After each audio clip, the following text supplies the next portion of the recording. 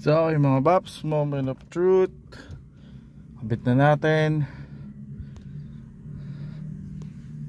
Let's see.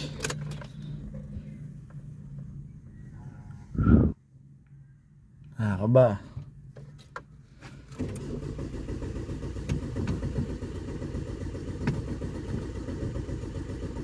Mga paps, we're preparing the car for a long drive. So pagpapasko ngayon and uwi kami sa Nueva Ecija. Kasama ko si Lalab and I need to prep the car.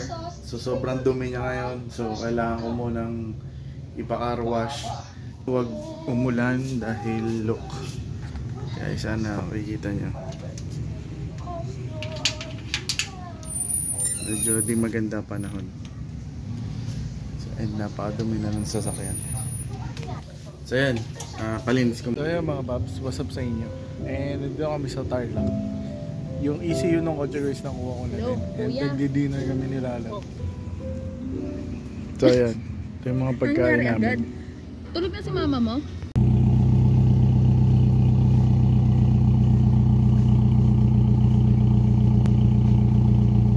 So what up guys? Morning sa inyong lahat. And ito na ulit yung package. So shoutout kay Kuya Erickson and shoutout kay Sir Joshua, yeah, for make it happen. So yan, mabot tayo. Dito ako sa Tarlac ngayon. And currently yeah, cold start. So dami nagtatanong dito sa ano na to, pag binuksan yung sasakyan, bakit daw nag-uusok. So sa akin cold start po yan. So may tubig yung muffler, basa.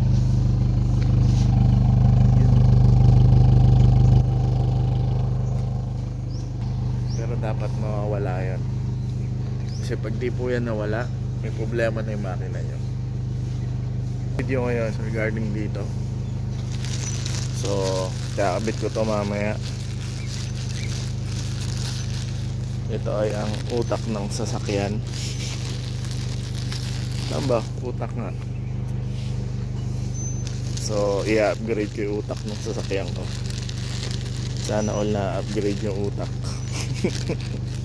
P. Ayan na, maandar na siya. Ito yung aking stock ECU. Wala nang ECU ang kotse ko. Decarburador na. So all goods. So may pizza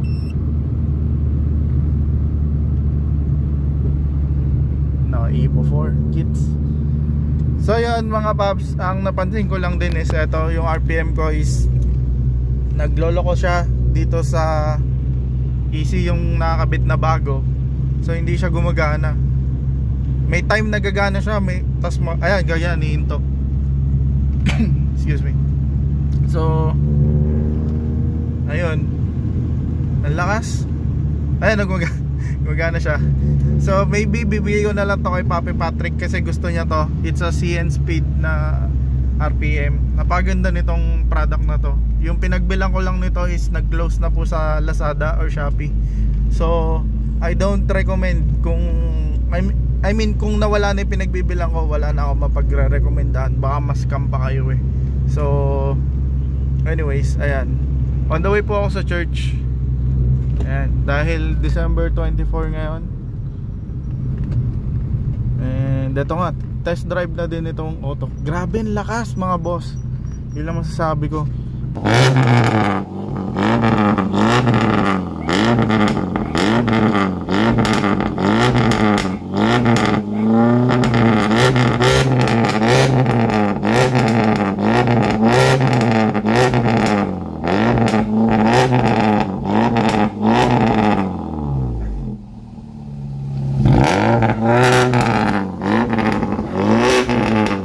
So okay mga paps, yun, may nakuha tayong item. So meron tayong nakuha ang rare na Mirage grill, which is hirap na hirap akong hanapin tong grill na to. And sobrang limited lang niya, ang hirap hanapin sa FB market or saan mang group. And ang bentahan niyan is nasa 5K. Kung meron ka naman makikita, medyo mabigat. So nakuha ko lang siya ng good.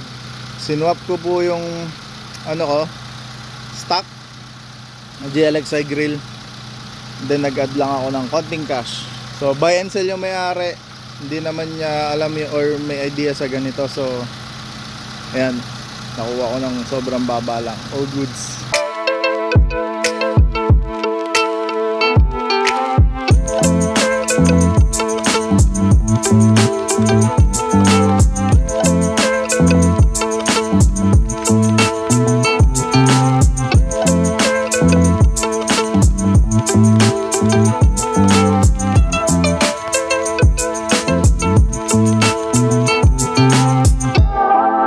Unang paggawa ng year 2024.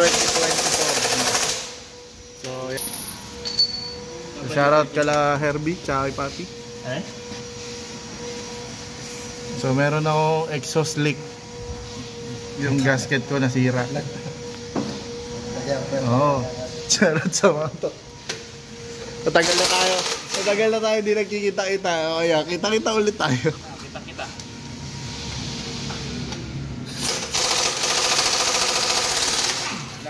Yan na. So yun, nasira yung gasket, naluto na. So wala na natira eh. Okay. Sabay mo na yun nandun to eh. Oo, dalawa na. So yan nga, may exhaust leak ako mga boss. And kailangan maayos yun. Special dito. So ito yung sa kanya. Anong ano nito? Dock lang yan, dock. Oo, naka-Maybach to mga paps, pangarap kong makina. Yan o, very humble yung may-ari. Napakabait, ayaw ng kaaway.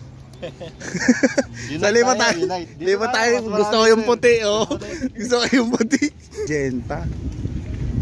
Kaya nyo naman mga paps. Tapos ito yung pinag-iisipan ko tong mugs na to eh. Nakakita ko nito eh, binebenta. Rally art. Oo, 15s. So ganyan pala yung fitment nya.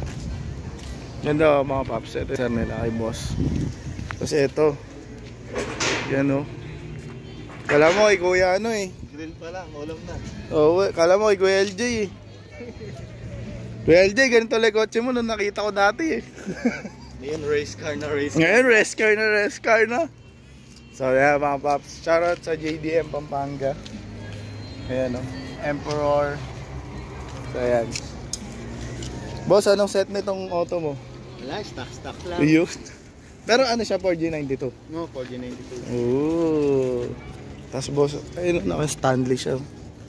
Hindi ko pa kinakabit yung ganyan ko. Tapos mga paps, nagtataka ako, yung pag lights niya kasi kanina, tinititigan ko yan, nakalabas. Ayan o.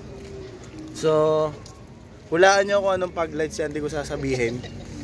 Actually, nagulat ako nung sinabi ni boss kung anong auto eh. Hulaan nyo ah. Oo, pero hulaan nyo pang anong auto yan. Ayan, May price ba?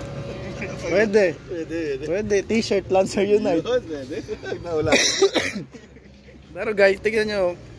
Nagtataka ko eh. Akala ko kanina, parang kagaya lang nung sa akin. Pero nagtataka ako, bakit nakalabas to? Ayan yung clue mga boss, no? Bakit nakalabas? Pakita natin. Ayan. Sabat nakalabas siya. Hulaan nyo. So may t-shirt daw kayo sa taon na to. Lancer Unite. Basta kunin nyo sa mismong event ang volume 2. Ayun. Ay, promote mo na yung volume 2. Wala pa eh. Ongoing pa kami ng Pero admin. by Possible by March. Oh, pero tentative pa yun. Hindi pa sure. Workout pa namin. So ayan o, gwapo. Tapos ito syempre yung pangarap ng lahat. Kulang. Natatawa ako guys, nung na-post, may nag-post ng ganito eh, may nag-comment, overpriced daw. Sa mga wala pong, ikaw nga magpaintindi kasi pag ako yung nagsasabi tol, di rin naniniwala yung tao eh. Ikaw nga magpaintindi. Ito po ay isang rare part sa JDM. sa JDM na Lancer. Ano tawag dyan? Mesh grill. Yon, mesh grill. Gen 1. Ng Gen 1. Magkano yan? Possible mga Ngayon bentahan ngayon 16K. 16K. Babiyay pa kita Tarlac? Yes. Oh, yan mga boss. Pasyal din pag may time. Pag nga po punta ako doon, abalahin kita. Bataan. Bataan po kayo dyan. Welcome. Bago ako umalis. Sagot ko, tahong, talaba. Yun. Live ba yan? Live? Oo, recorded yan. Eh, yun naman talaga yung delicacy dun eh. Yun ba? Tahong, talaba. Yung alimango baka mahal eh. Hindi ko mapangako. Okay lang. Tsaka yung sugpo. Yung sugpo doon ganyang kalalaki eh. Cross meet lang. Cross meet tayo. Crossfit. Schedule natin yan. Pogi ng auto ni boss. Tapos naka Evo 4 side skirt. Yun oh. Ay, yung loob boss. Anong ano? Tsaka iba yung loob eh. Sidya. Pwede mo saan? Ay, yung ano? Sedya na. Anong gen? Oo nga no. JDM na Sidya. Ganda oh, mga boss. Kulay black. Black gray. Uy, naka-rare na gauge si... Rare ba yun? Tama ba oh? Yung gauge niya? Rare? Bakit? Ba't rare to? Okay. Kasi ito, hindi natubok na stock. Hindi, ito lang. Sige, dito lang tayo, dito. Ay, Papa Patrick, may ganito pala oh. Napaka-rare. Sheesh. Eh di ba yung naka-egi sa amin, nakaganyan din? Meron. Oo, folding. Ay, alam, bawal to ganunin eh. Bawal. Maselan. Tingnan natin. Ang ganda nung ano ni boss, yung sa interior ni boss oh. Yun oh. Ano yung... Engine. Ano to? Anong engine nito? 4G15. 15. Sa lahat ng makina ng 4G, ang 4G15 po ang isa sa pinaka ano ko.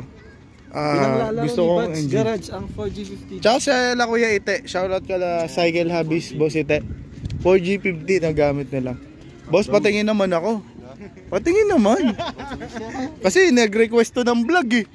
Oh, edi solohin nyo to. Nabili pa yan. Ang 4G15, ito yung naka-sidings na ano, di ba?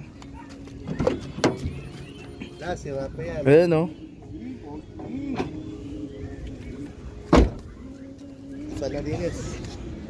Ito gusto kong i-set up na makina. Meron tong racing cams. May nabibili po na cams nito. May nabibili na adjustable cam gear. Meron na rin yan, turbo. Oo, may nagtuturbo. May built-in na turbo na. May nagtuturbo nga nito. Basta 4G15.